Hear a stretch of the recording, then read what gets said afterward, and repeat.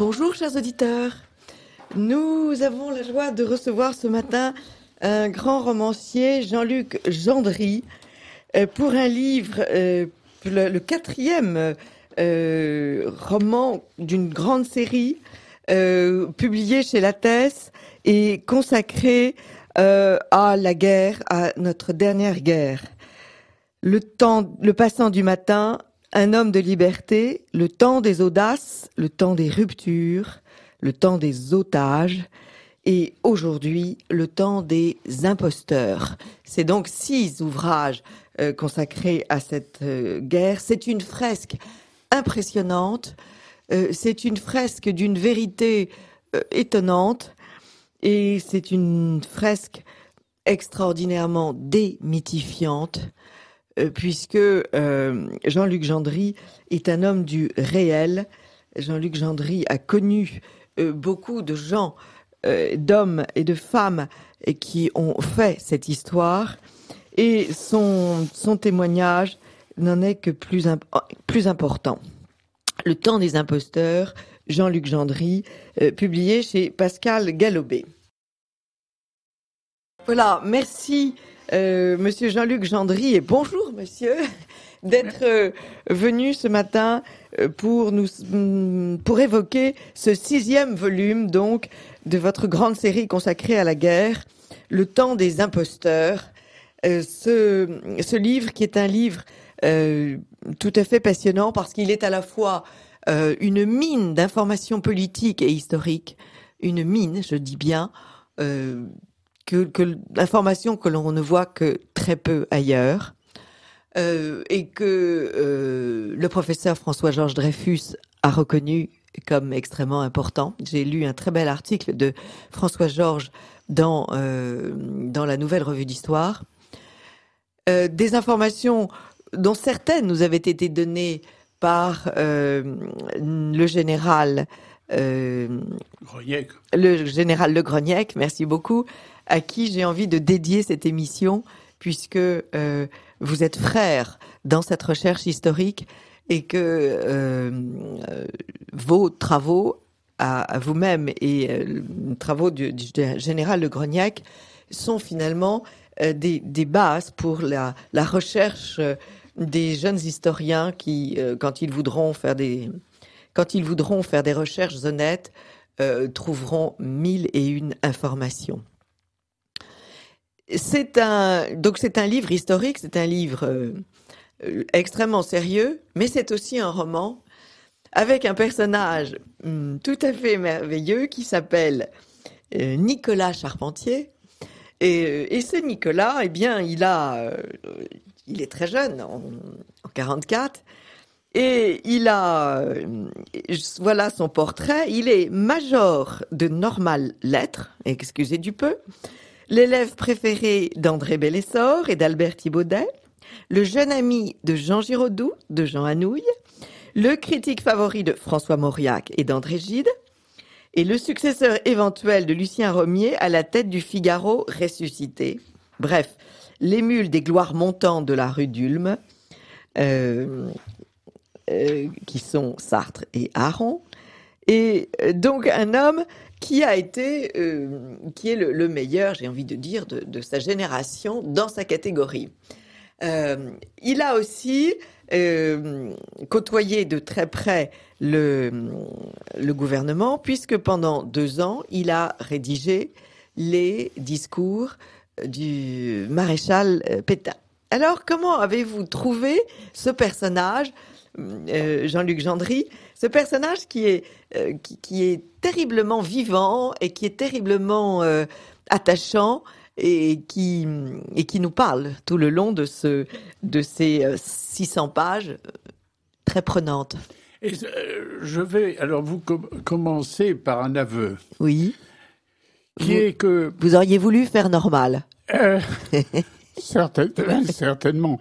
Mais l'aveu qui est celui-ci, c'est que dans les années 39, 40 et ultérieures, la littérature jouait un rôle absolument considérable, et que un jeune critique littéraire de 26 ans qui est sorti de Normal en 1936, qui a tenu les chroniques ou rubriques littéraires de l'Écho de Paris, de l'Époque, etc. C'est quelqu'un de très important. Je ne dis pas que c'est l'équivalent d'un général d'armée ou d'un ambassadeur de France, mais en tout cas, c'est un homme dont la signature est connue dans la France entière. Et c'est ce qui fait que lorsque le 12 juin 40, étant en panne de moto avec son peloton qui l'abandonne sur les bords de la Loire, il est accueilli dans un château des bords de la Loire, absolument comme quelqu'un déjà de préconnu et de prévendu. Et car on parle de lui, il écrit quelquefois dans l'Illustration, et donc c'est un homme qui représente la civilisation française de cette époque. Tout naturellement, beaucoup de grands écrivains se sont groupés autour du gouvernement de l'époque pour essayer de faire revivre justement cette littérature française en face d'un occupant qui aurait pu tenter de la chloroformer ou de la déformer. Donc, ce personnage est un personnage multiforme, car il n'a pas un engagement politique prédéterminé ni très avéré, mais c'est un homme qui est aussi à l'aise avec le dernier des cantonniers qu'avec le roi d'Espagne. Il est partout le même, parce qu'il se sent fort sur ses pieds. Voilà. Exactement. C'est un homme enraciné. Voilà, un homme enraciné. C'est un paysan. C'est un paysan. Il est né dans une ferme. C'est très important pour vous, oui.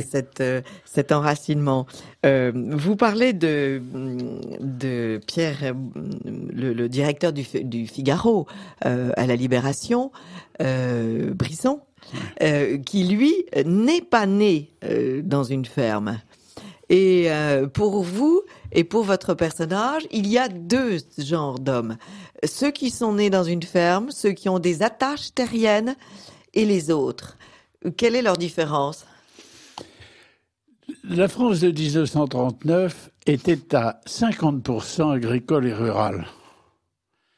Et la plupart des instituteurs qui formaient la jeunesse française, en tout cas jusqu'à la fin du primaire, étaient tous des petits paysans. Ils étaient passés par des écoles normales départementales, mais ils étaient absolument arrimés à la terre de France. L'excellence parisienne des grands académiciens, des grands professeurs... De l'élite. Ne correspondait qu'à une frange. Mais la France culturelle profonde, c'était une France d'origine rurale, paysanne. Anatole de Monzy, qui a été un des plus grands parlementaires entre les deux guerres, entre 1920 et 1940, qui était député-maire de Cahors, disait toujours « Mon plus grand rôle, c'est d'être l'ambassadeur du Quercy, du terroir du Quercy. » Bon. Et lorsque je livre ça à nos auditeurs, lorsque, en 1931, Pierre Benoît venant d'écrire un livre célèbre qui s'appelait « Le déjeuner de Sousseyrac ». Oui. Anatole de Monzy a décidé de faire de Saint-Céré, puisque les intrigues se passaient à Saint-Céré. Oui. Il a fait pendant 24 heures de Saint-Céré la capitale de la France. C'est-à-dire qu'il a fait venir par train spécial 900 invités de Paris. C'était une fête littéraire extraordinaire et tout le monde était là. Tous les gens de Normal, comme Édouard Herriot, etc., comme d'autres. Il a voulu rendre un hommage considérable au terroir. Et ce banquet qui a duré 4 heures à Saint-Céré, dans lequel il y a eu, je crois, 20 discours, a été une fête dont on parlait encore à la tête du Parti radical en 1939. Ouais. Voilà. Alors, ces gens enracinés, cette élite donc politique, administrative, enracinée, et qui a à cœur de protéger sa province, a un autre intérêt, c'est que on ne peut lui en compter. C'est une élite extrêmement réaliste. Absolument.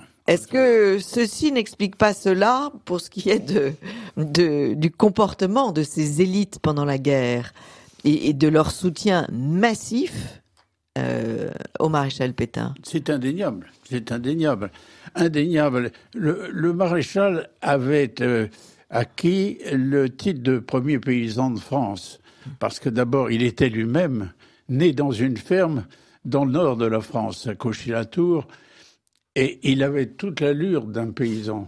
Oui.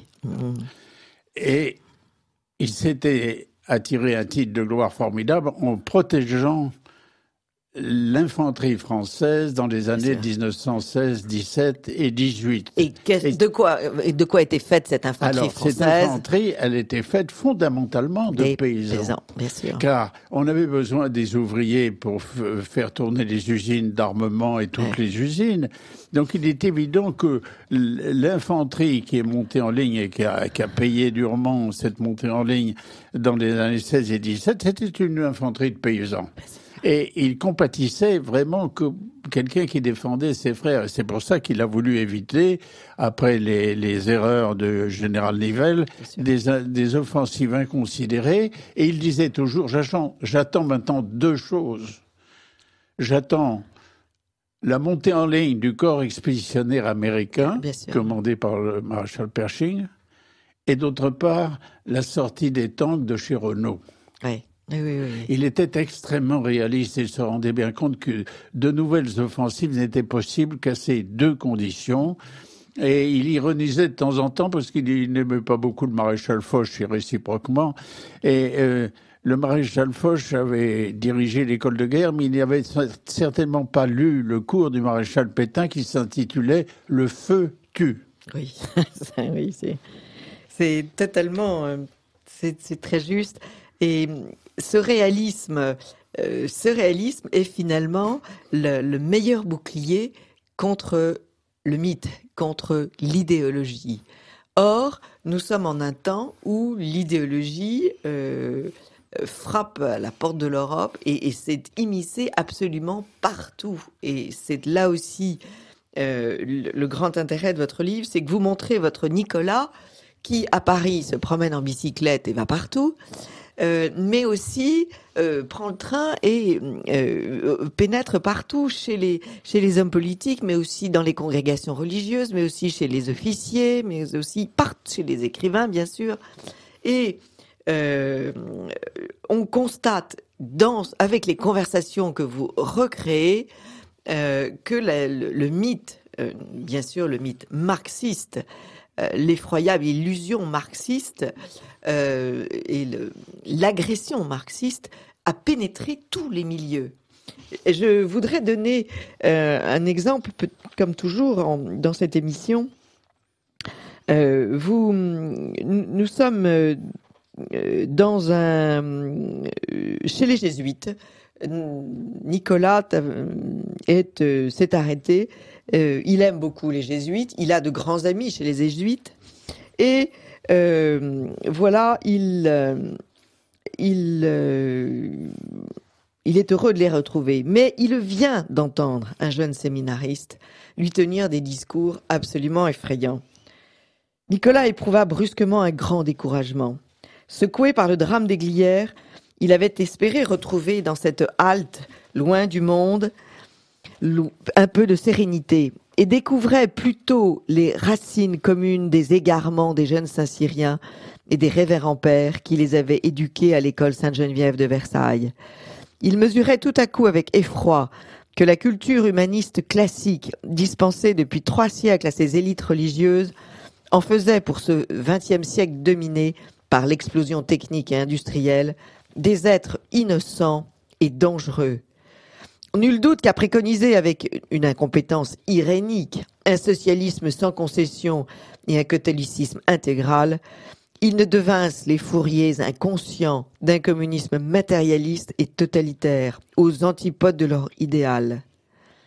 Entre l'ouverture des États généraux et novembre 1799, il avait fallu subir 10 ans de crimes, d'orgies sanglantes, de guerres civiles, de persécutions, d'effondrements économiques, de désastres monétaires et de misère, avant que les admirateurs de Montesquieu, les adeptes d'une tolérante société des Lumières, les Cambacérès, Sieyès, Roderer, Lebrun, Pasquier, parmi beaucoup d'autres, n'arrivent à écarter du pouvoir les disciples intolérants de Jean-Jacques Rousseau, les Robespierre, Saint-Just, Collot d'Herbois, Fouquier-Tinville et leurs émules du Directoire qui décapitaient ou déportaient, au nom de la vertu, leurs adversaires politiques. Combien de temps faudrait-il, cette fois encore, pour faire comprendre aux belles âmes que la lutte contre l'ennemi qui opprimait l'Europe n'était pour les marxistes que l'occasion inespérée de promouvoir une gigantesque révolution et d'instaurer sous prétexte de justice le pire des asservissements. Vous montrez bien comment ces élites sont complètement perdues dans les nuages, que les écrivains sont... vous montrez aussi bien des écrivains complètement, j'ai envie de dire grossièrement, à côté de la plaque. Votre portrait de Mauriac est absolument étonnant. Parce que donc notre Nicolas, vous faites vivre Mauriac devant nous, Aragon, Drieux-La Rochelle, plus les conversations des hommes politiques. Alors, première question, vos sources, Jean-Luc Gendry, comment avez-vous pu reproduire tous ces dialogues qui ont l'air si vrais ? 3 sources à énumérer rapidement. La première, c'est que j'ai bénéficié pendant les années 42 à 44 des contacts de ma famille, de mon père, de mes oncles, etc., qui occupaient certaines fonctions importantes et qui m'ont permis d'être aux premières loges, à telle enseigne que j'ai pu entendre plusieurs fois et dans des conversations d'ordre strictement privé des hommes aussi importants que Pierre Laval, que Catala, qui a été ministre des Finances, que Boutillier, qui avait été ministre des Finances puis qui après est devenu président de la Cour des comptes, bien d'autres encore. Et certains membres aussi de la commission d'armistice de Wiesbaden, comme Yves de Boisanger, le gouverneur de la Banque de France, Monsieur Couve de Murville, qui était à l'époque le numéro 2 de la négociation devant les Allemands, etc. Donc, contacts directs qui ont été complétés par une deuxième source après la guerre, où un professeur d'histoire très connu de l'Institut catholique réunissait à partir de 47-48, chez lui, au moins une fois par mois, et quelquefois davantage, tous les anciens responsables du gouvernement de 40 à 44. Et comme il m'avait pris en amitié, qu'il voyait que j'étais passionné par ce grand drame national et toutes ses prolongations, il m'avait dit, viens, on te met une assiette, et puis... Ce qui fait que j'ai pu écouter pendant des années, notamment de 48 à 54 ou 5, les premiers ténors de l'époque qui ou bien étaient sur le sable et chômeurs, ou bien reconvertis dans d'autres activités, et qui terminaient, je dirais, l'écriture de leur mémoire, etc. Mais le plus extraordinaire a été le jour où, en 1954, j'ai rencontré un homme qui s'appelait Paul Marion, oui, qui était sorti de prison grâce à l'amnistie de Vincent Auriol, et qui m'expliquait très carrément que lui, sa vie avait commencé en 1920, puis il était devenu très ami en allant à l'école des cadres du Communfer, au Kremlin, en 1926-27, où il était parti avec un des membres éminents du Parti communiste qui était Jacques Doriot. Oui. Ils étaient partis tous les deux là-bas, à l'école des cadres du parti au Kremlin, et il était devenu un intime de Trotsky, de Zinoviev, de Kamenev, etc. Il les tutoyait, il est considéré comme vraiment des camarades avec lesquels il avait été obligé de rompre, parce que courageusement, lorsqu'il est revenu, il a écrit une lettre ouverte à l'humanité en disant il faut arrêter de mentir. Là-bas, c'est un océan de crimes, de sang, de déportation, etc. Je quitte le Parti communiste. Et il avait été un des principaux, des premiers adhérents. Il avait été, je crois, le numéro 25 après le congrès de Tours. Ce qui explique la prison en 45. Voilà. Alors, c'était ces dîners, ces déjeuners plutôt d'anciens responsables, d'anciens ministres de Vichy. C'était absolument passionnant. Parce qu'on y voyait des hommes de la base comme Paul Marion, et puis on y voyait des grands bourgeois qui avaient été inspecteurs généraux des finances et qui reprenaient d'ailleurs généralement peu ou prou des positions à la tête de certaines banques françaises. Voilà. Donc, voilà pour les sources. Par contre, les contacts que j'ai pu avoir avec François Mauriac après la guerre, avec d'autres écrivains qui commençaient à parler beaucoup plus librement, Jean Giono, Gustave Thibon, m'ont permis de situer quelle était la puissance de la hargne académique. C'est-à-dire que François Mauriac qui était un immense talent, était animé par un effroyable ressentiment de ne pas avoir été accepté par la bourgeoisie de Bordeaux. Ça lui restait tout à fait en arrière de la gorge. Et c'est fou, comme Mitterrand. Voilà. C'est fou, oui. Et alors, il est certain que... Elle l'a payé très cher, cette erreur, la bourgeoisie de Bordeaux. Et oui. Et alors, lorsqu'il est arrivé après la guerre en position presque d'unique chef résistant des écrivains français, il n'avait qu'une idée, c'était de mener une certaine épuration derrière Aragon et Éluard. C'est pour ça qu'il a été très heureux de s'encanailler au Comité national des écrivains. Et puis très vite, il s'est aperçu qu'on l'entraînait à des choses absolument indignes. Et il a eu des réactions tout à fait correctes et belles. Il a tout de même accepté de signer sans aucune hésitation la pétition pour demander la grâce de Robert Brasillach. Oui, mais en même temps, il déjeunait à l'ambassade soviétique en 45. Donc, moi, ce personnage m'ahurit. Et j'avoue que le portrait que vous en faites m'explique bien pourquoi j'avais des réserves considérables à son égard. J'avoue que d'abord la préoccupation de l'Académie française pour moi est une chose tellement mesquine que ça ça me semble ridiculiser une grande intelligence déjà, mais d'autre part l'espèce d'esprit de vengeance et les erreurs qu'il a pu faire tout de même. Vous le dites bien.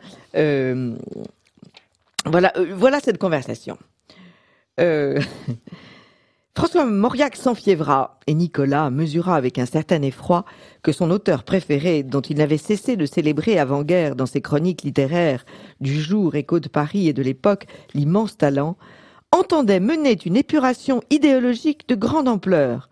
Ceux qui n'avaient pas approuvé depuis 1935 sa défense passionnée de l'indépendance éthiopienne, du Front populaire de la République espagnole et sa campagne ardente contre l'élection de Charles Maurras à l'Académie française, n'étaient que des fascistes, des admirateurs d'Hitler et de Mussolini, des complices des crimes commis par les troupes insurrectionnelles du général Franco, des adeptes de l'Inquisition que le clergé intégriste espagnol n'avait jamais répudié. Dans ce panier, des têtes allaient tomber. Celle de Philippe Pétain et de Charles Maurras d'abord, ça allait sans dire. Celle des deux Abel, Bonnard et Herman, éminents collaborateurs. Mais aussi des complices plus dissimulés comme Pierre Benoît, qui admirait le maréchal, André Chaumex, qui avait osé truffer de flèches empoisonné son discours de récipiendaire en 1933 et qui s'était en outre employé en 1935 à faire élire Claude Farrer, admirateur patenté de Salazar et de Mussolini, contre Paul Claudel, protégé des deux francs-maçons du Quai d'Orsay, Berthelot et Alexis Léger.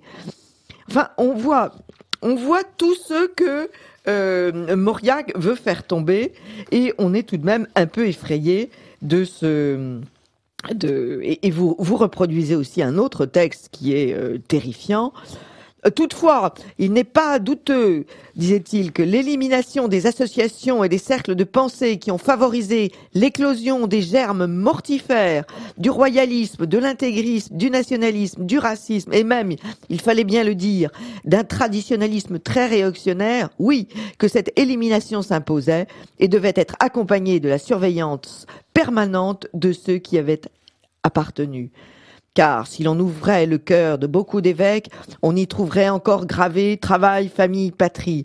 Si l'on pénétrait l'esprit de beaucoup d'officiers, on y découvrirait la conviction que Dreyfus n'était pas tout à fait innocent et que son origine expliquait bien des choses. Quant aux jeunes stagiaires de Dunoyer à Uriage, quant aux jeunes cadres des chantiers du général de la Porte du Teil, aux jeunes cadets du père Doncoeur, auxquels on avait inculqué durant des années la mystique du chef et le culte de l'ordre viril, il serait indispensable demain de les prémunir contre le retour à de telles errances. Les racines de tous ces poisons étaient anciennes et maintes complaisances d'apparence anodine les avaient développées. On est quand même effaré que Mauriac tienne la main à Sartre, à Aragon et à Éluard. On est quand même sidéré. Oui. Et que ce type-là ait été à l'honneur pendant 40 ans après la guerre et écrit des... Enfin, moi, je suis très habituée aux très belles plumes, j'aime beaucoup les très belles plumes, mais quand les très belles plumes disent des bêtises, je me dis, le talent n'est rien. On est effaré que cet homme-là ait été le prophète de l'après-guerre. Oui, c'est absolument ahurissant et ça deviendra absolument épouvantable au moment des crises des années 53-54 sur le Maroc.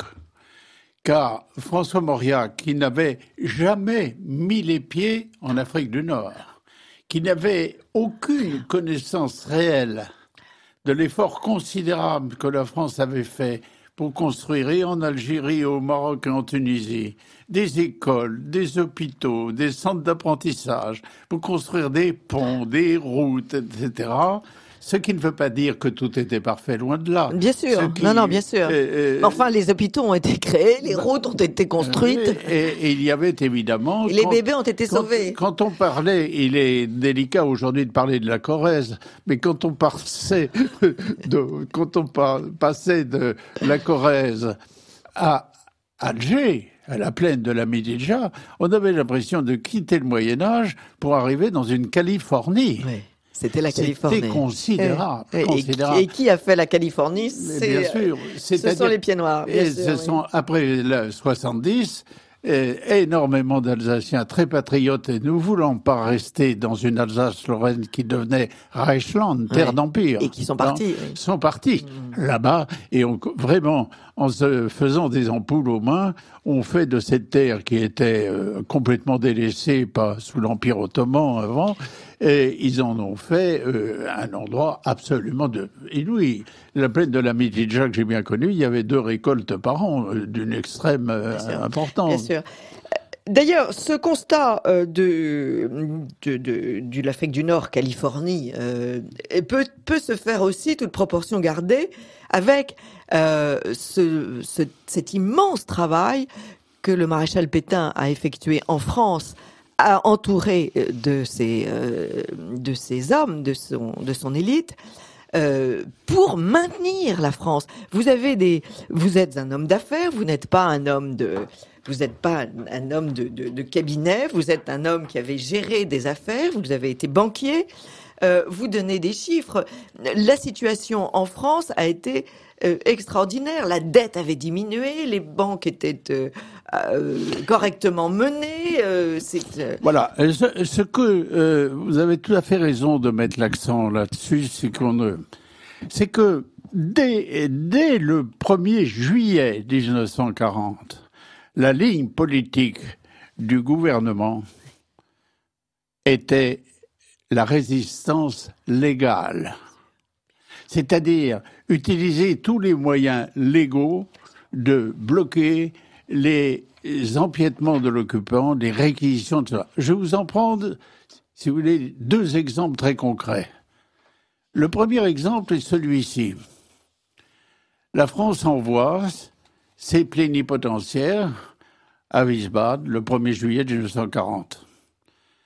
Et dans cette délégation de plénipotentiaires, menée par le général Hunsinger, on trouve plusieurs civils tout à fait de premier ordre. Yves de Boisanger, qui était gouverneur de la Banque de France, Maurice Couve de Murville, qui était directeur des finances extérieures, et Tarbé de Saint-Ardouin, qui avait été en poste à l'ambassade française à Berlin pendant 5 à 6 ans. Et au bout de quelques jours, Tarbé de Saint-Ardouin écrit une lettre manuscrite personnelle à son ancien adjoint de Berlin, qui est Arnal, et qui est directeur des affaires politiques à Vichy. Cette lettre, j'espère qu'elle n'a pas été subtilisée dans le dossier Arnal aux affaires étrangères, où je l'ai trouvée coincée entre deux plures, et cette lettre est un document capital. Tarbé de Saint-Ardouin dit ceci, dit « Nous sommes arrivés ici avec la conviction que nous pourrions nous abriter utilement derrière les conventions de La Haye qui ont été signées par tous les États civilisés en 1907, et notamment par la France et l'Allemagne. Or, nous nous sommes aperçus que dans ces conventions de La Haye existait une clause très dangereuse pour nous, qui permet à la puissance occupante, si elle le veut, de prélever tous les impôts au lieu et place de la puissance occupée. Encore un contrat qui n'avait pas été bien lu. Avec pour seule obligation de maintenir l'administration des finances sur le plan des émoluments, des salaires, sur l'état que l'on a trouvé. Il est évident, dit Tarbé de Saint-Ardouin, que si les Allemands s'aperçoivent à temps qu'ils ont toutes les finances publiques entre leurs mains, car la zone occupée correspondait à 2/3 des rentrées fiscales de l'administration, s'ils s'aperçoivent de ça, nous sommes complètement pieds et poings liés. Il est donc très important qu'à pied, à cheval ou en voiture, tu demandes au ministère de l'Intérieur, au préfet, de faciliter à tout prix le retour en zone occupée de tous les trésoriers payeurs généraux, de tous les contrôleurs et tous les percepteurs, de manière à ce qu'on puisse faire partir les rôles d'impôts dont la perception aura lieu en septembre, comme si rien n'avait changé, comme si la souveraineté de la France était intacte en zone occupée. Donc il y a eu dès ce moment-là cette volonté de résistance légale.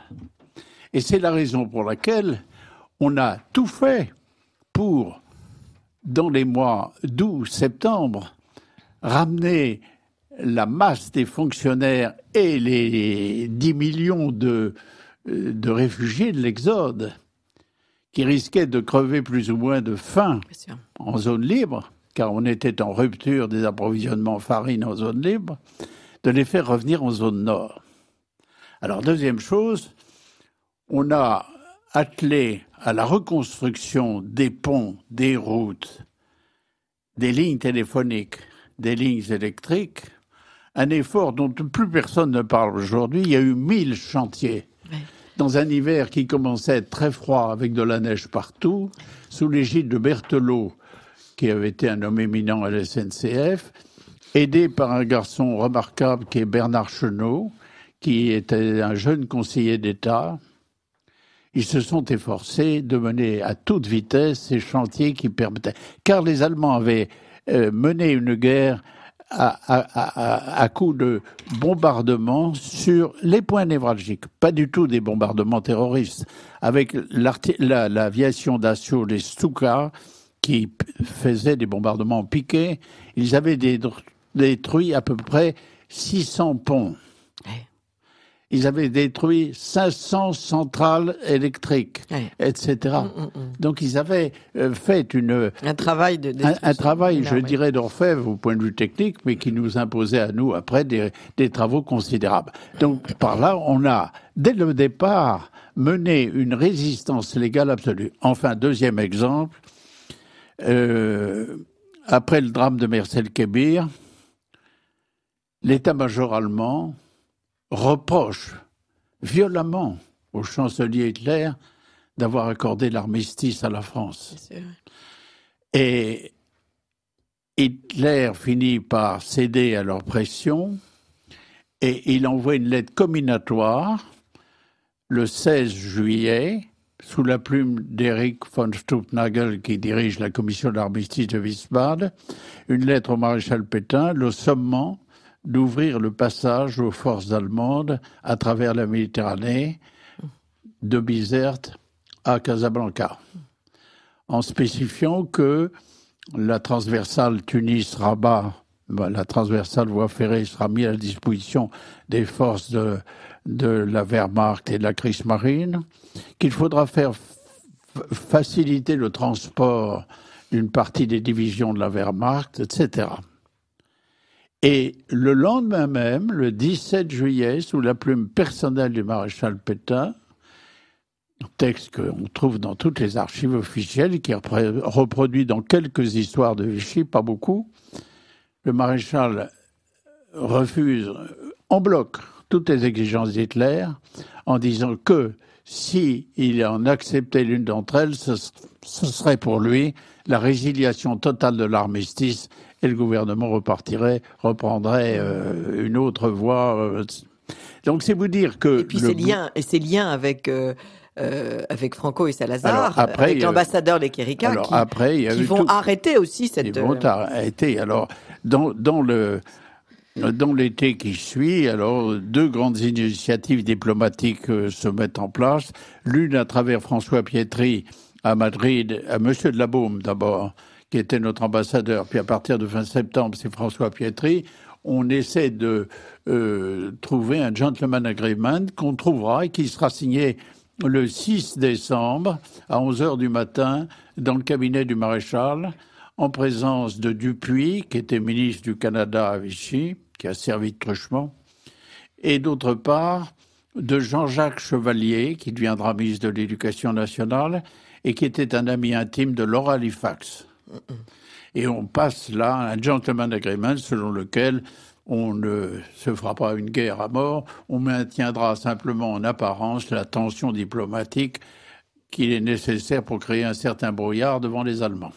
Voilà. Et à côté de ce travail de fourmi des élites, encore une fois autour du maréchal Pétain, il y a aussi ces négociations pied à pied qui sont l'œuvre de Pierre Laval. Et vous faites parler Pierre Laval, j'imagine, à propos avec des propos que vous avez lus ou que vous avez entendus. Voilà ce que on dit. Avez-vous revu Pierre Laval ? Oui, avant-hier. Toujours très chaleureux, mais très remonté contre Roosevelt. Vos amis américains n'ont donc rien compris à ma politique. Ils auraient voulu sans doute que je botte le derrière d'Hitler lorsque je l'ai rencontré. C'est certainement un geste qui leur aurait fait plaisir, mais que nous serait-il arrivé après ? Je n'aurais pas tardé à disparaître, et le sort des Français eût été certainement confié à un Gauleiter qui n'aurait pas manqué de leur faire avaler des pilules autrement plus amères que celles qu'une triste nécessité nous oblige à leur administrer pour les sauver de plus grands malheurs. Ah, c'est facile de faire le fier à bras quand on est à 6000 kilomètres des bourreaux. J'ai dû et je dois encore composer avec ceux dont les armées occupent notre territoire. Ces armées que des politiciens ont attirées sur la France au lieu de les laisser se diriger vers la Russie et que nos alliés ont laissé pénétrer chez nous sans nous accorder au moment voulu les secours que nous étions en droit d'espérer. Lorsque l'Allemand me demande un bœuf, je lui donne un œuf, quelquefois pourri et difficile à digérer. Mais ce sont ceux qui ont livré la patrie à nos ennemis, en la désarmant matériellement et moralement durant des années, qui se montrent les plus implacables à mon égard, alors que je paye l'inévitable rançon de leurs fautes. Croyez-vous qu'il n'y a pas de quoi hurler de rage ? Et on s'aperçoit que ce texte est si vrai et que on va faire payer à tous ceux qui avaient démasqué la vérité, on va tous les éliminer en 45. Bien sûr. C'est le discours que j'ai plusieurs fois, ayant eu, du fait des circonstances d'une partie de ma famille, j'ai eu l'occasion d'entendre Pierre Laval plusieurs fois tenir ces discours-là. Il est certain que, c'est ce que je voudrais vous souligner, c'est que le Pierre Laval de 1944 n'est pas le même que le Pierre Laval de 1940. En 1940, il n'est pas douteux, et on le voit dans les jours qui précèdent la fameuse journée du 10 juillet 1940, c'est-à-dire la réunion du Parlement qui vote les pleins pouvoirs constitutionnels au maréchal Pétain. Il est certain que le Pierre Laval de ces semaines-là est un homme qui est persuadé d'une défaite rapide de l'Angleterre, qui croit à la victoire de l'Allemagne et qui croit qu'on peut s'entendre avec l'Allemagne car il n'a pas analysé en profondeur ce qu'était le national-socialisme et le nazisme. Oui. Pierre Laval était au fond... Qui n'était assez peu présent à Châteldon. Voilà. Pierre Laval était de la tripe radicale socialiste en disant il faut jamais se mettre en position de rupture, il faut essayer de négocier, il faut essayer de gagner à la main, etc. Il avait ça dans le sang. Et l'Auvergnat. Et d'Auvergnat, c'était un remarquable négociateur. Un très bon avocat. Et contrairement à ce qu'on pense, il avait un charme. Moi qui l'ai entendu, je l'ai entendu plaider, en quelque sorte. Oui. Il avait un charme vocal absolument ahurissant. Cet homme qui donnait plutôt l'impression d'un bougnat quand on le voyait arriver. Au bout de 3 minutes, il conquérait n'importe quel auditoire. Il avait une intelligence. Alors ça, c'est le Pierre Laval de 1940, dont à juste titre, le maréchal Pétain, à l'époque, s'est méfié. Qu'il ne lui a pas donné les affaires étrangères, qui ont été tenues par Paul Baudouin. Et qui s'est rangé à la volonté du maréchal, c'est-à-dire de maintenir la République. Car c'est pas Pierre Laval seul qui était très républicain, mais le maréchal qui a tenu à ce que les bases républicaines soient totalement respectées par la loi du 10 juillet 1940. D'autres n'ont pas tenu les règles républicaines, si vous voulez montrer. Alors, dans ce roman, on voit aussi, on est à Alger au moment du procès Pucheux, et là on est effaré de l'idéologie qui règne et de l'injustice totale, enfin de l'absence de justice carabinée. Parodie judiciaire honteuse. La parodie judiciaire honteuse. Nous vivons le drame des Glières et vous montrez bien comment votre héros est envoyé par le maréchal pour essayer d'épargner la mort de ces jeunes du STO qui vont dans les Glières alors que... c'est une mission réelle. C'est une mission réelle. Il y a une mission réelle donnée à un officier dont le nom m'échappe, je tâcherai de le retrouver, qui est parti aux Glières pour tenter de convaincre Tom Morel. Et éventuellement d'autres officiers de chasseurs alpins que c'était folie de faire un surplace, qu'il fallait s'égayer dans la nature, qu'il fallait se disperser. Or, Tom Morel était convaincu qu'il allait ouvrir une page très glorieuse et belle de l'histoire de France. Tom Morel était un officier admirable de courage, de pureté, et on a raison aujourd'hui de tirer son chapeau devant son sacrifice.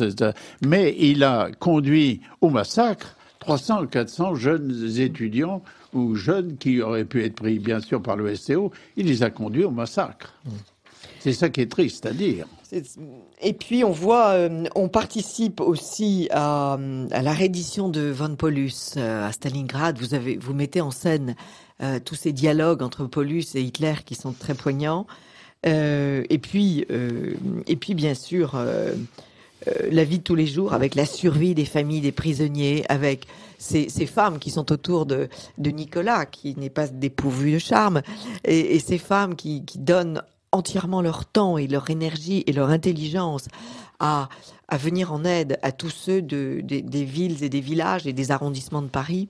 Ça vous montre bien comment toutes ces familles ont survécu grâce à l'aide de l'État et de ces femmes.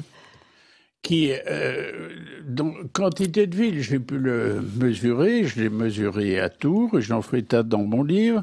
Je l'ai mesuré à Orléans, où il y avait une femme très remarquable, qui s'appelait Huguette de Vienne, qui est morte il y a 2-3 ans, et qui dirigeait toutes les femmes volontaires pour aider les femmes des prisonniers, qui n'avaient, en dehors des subventions modestes du gouvernement de Vichy, qui n'avaient rien pour vivre, qui vivaient souvent dans des conditions matérielles désastreuses.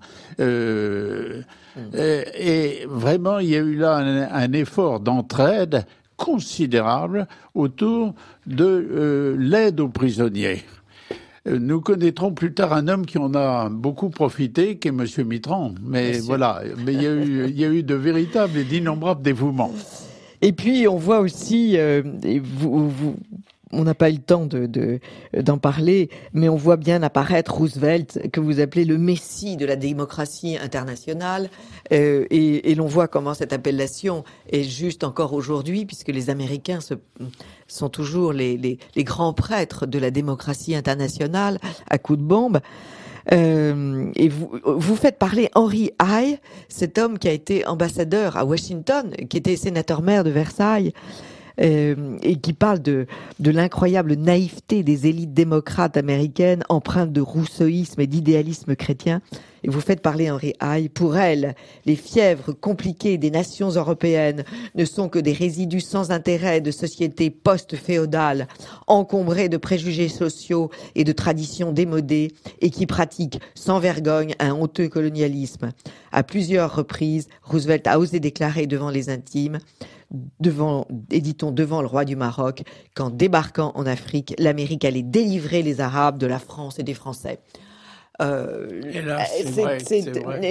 Évidemment, l'avenir donne raison à ce discours qui s'est appliqué à d'autres pays.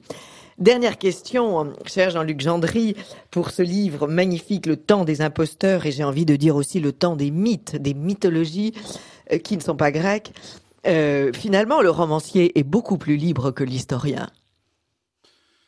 Je suis heureux que vous disiez ça, parce que j'ai, de bout en bout, défendu cette voie d'approche de la vérité, car elle permet de faire pénétrer le lecteur dans l'intimité de ceux qui dirigent véritablement les affaires publiques. Un historien est obligé de travailler comme un notaire, avec des pièces estampillées et un greffier à côté de lui. S'il n'a pas une preuve à montrer, on le récuse immédiatement. Le roman historique offre cette possibilité formidable d'aller débusquer des conversations privées qu'on a connues, des témoignages privés, des hésitations, des interstices de la grande histoire. Et beaucoup de nos historiens ont aussi le mauvais goût de laisser de côté certains documents que vous avez trouvés pour ne privilégier que d'autres qui correspondent à l'idéologie du moment. Et ça, nous en crevons. Et on voit bien dans votre livre pourquoi la tradition est traînée dans la boue, pourquoi le socialisme est vénéré, pourquoi on chante sans arrêt tous les matins des lendemains qui chantent, et la condamnation de ces élites qui ont donné le meilleur d'eux-mêmes pour que la France demeure. Merci beaucoup Jean-Luc Gendry. Encore une fois, Le temps des imposteurs, Pascal Gallaudet. Vous, chers auditeurs, vous dévorerez ce livre qui est fait par petits chapitres et qui est tout à fait magnifique. Merci Jean-Luc Gendry. Merci de votre accueil.